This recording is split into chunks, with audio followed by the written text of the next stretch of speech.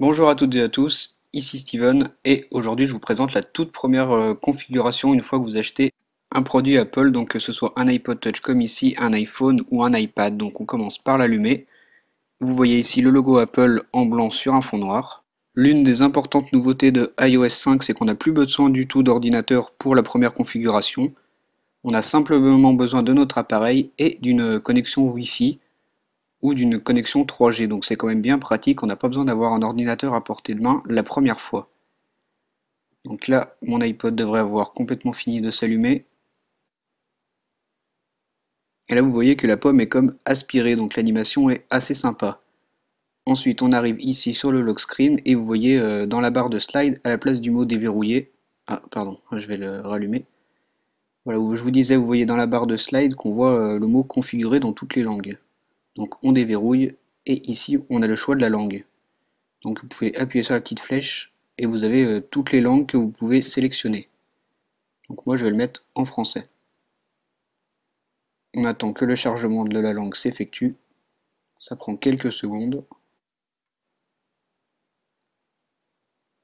Voilà, la langue est paramétrée. Ensuite on arrive sur cet écran.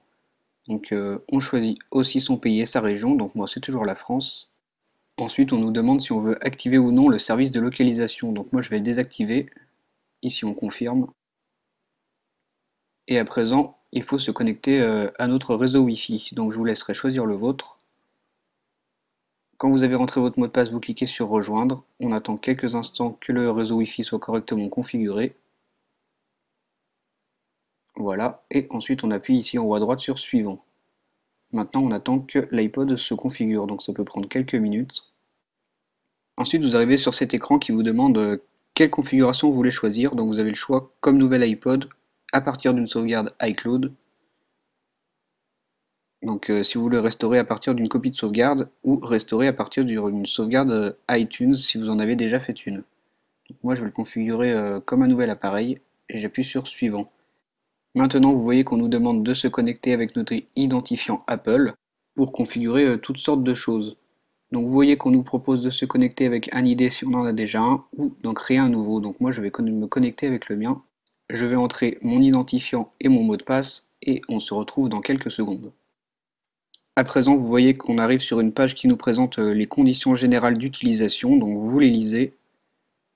Donc sont quand même assez longues.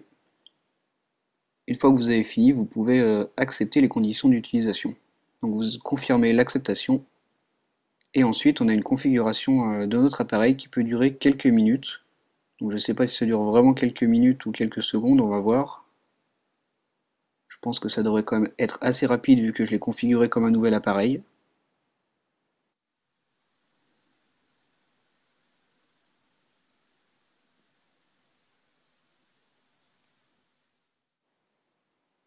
Voilà, donc c'est quand même assez rapide. Ensuite, on arrive sur cette page qui nous propose de configurer iCloud, donc le service de stockage en ligne. Ça vous permet de faire régulièrement des sauvegardes de votre appareil si vous voulez effectuer un backup plus tard.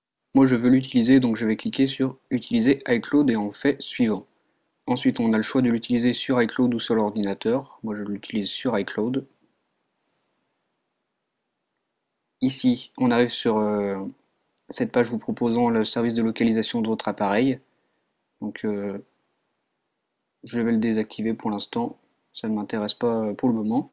Et pour finir, on arrive sur cette page qui nous propose d'envoyer nos rapports de bugs et d'erreurs à Apple.